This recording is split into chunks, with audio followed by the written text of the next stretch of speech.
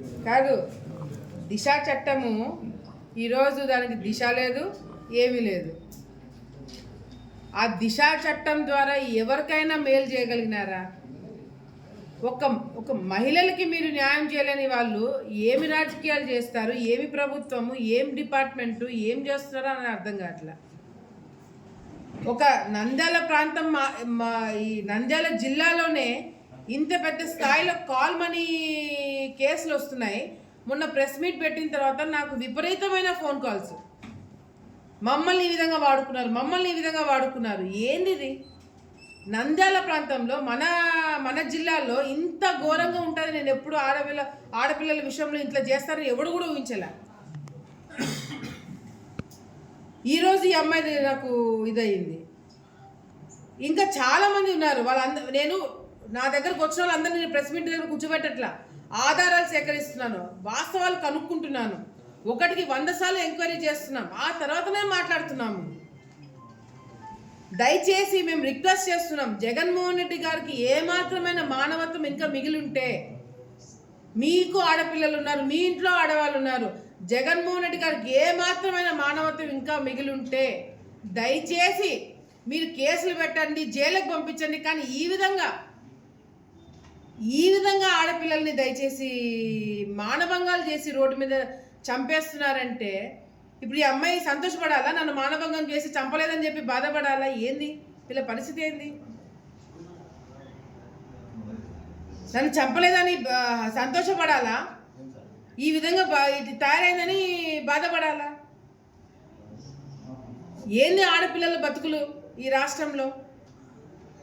ఆడపిల్లలు ఉండాలా, ఉరేసుకొని చావాలా, లేదా అది కూడా మీరే చేస్తారా? ఇంత దారుణంగా పెట్టుకునే సిచ్యువేషన్ ఏ ముఖం పెట్టుకుని ప్రెస్ వాళ్ళ ముందుకు వస్తున్నారు?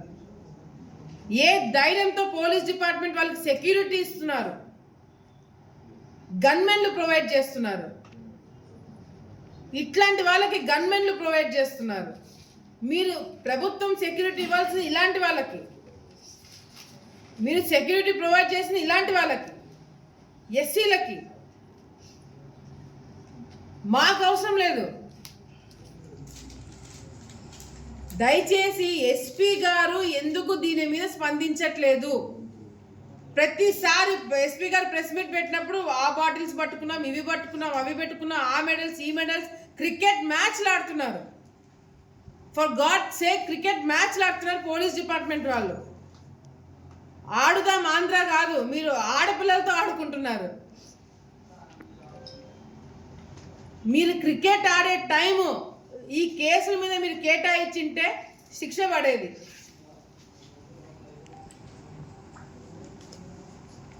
ఇవి కూడా వాస్తవాలు కదా?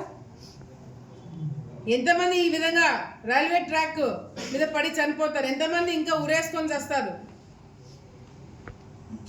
నేను మళ్ళీ చెప్తున్నాము, తెలుగుదేశం పార్టీ తరపు నుంచి ఈ నంద్యాల జిల్లాలో ఎటువంటి అరాచకాలు జరిగినా, ఎటువంటి అన్యాయాలు జరిగినా ప్రశ్నించడానికి ఎటువంటి పోస్ట్ అవసరం లేదు, ఏ వకాలత్ అవసరం లేదు.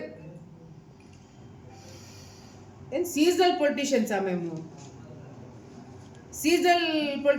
మేము? ఎవడు సీజనలో ఎవడు సీరియస్ పొలిటీషియనో ప్రజలకి తెలుసు. మీరు ప్రెస్ మీట్లు ఈసారి పెట్టి ఇష్టం వచ్చినట్టు అడ్డంగా మాట్లాడితే పోలీస్ డిపార్ట్మెంట్ నాకు సర్టిఫికేట్ ఇచ్చింది, ఎవడిచ్చాడు సర్టిఫికేట్ చూపెట్టమను, రేపు పొద్దున వాళ్ళే సస్పెండ్ అవుతారు. ఇష్టం వచ్చినట్టు ఆడపిల్లల మీదకి వస్తున్నారు, ఒక్కడు పట్టించుకున్నాడు లేడు.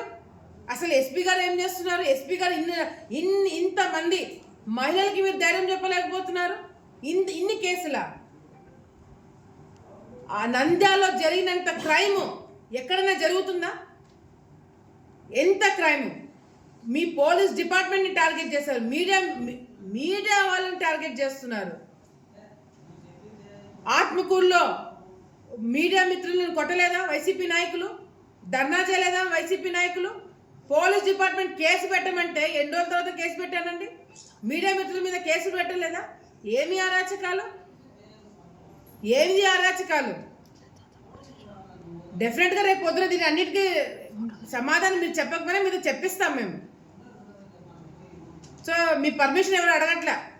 తమ్ముడు చక్రపాణి నీ పర్మిషన్ ఎవడు అడగట్లా. రేపు పొద్దున నీకు ఉంటుంది, అది చూసుకో ఫస్ట్ నువ్వు.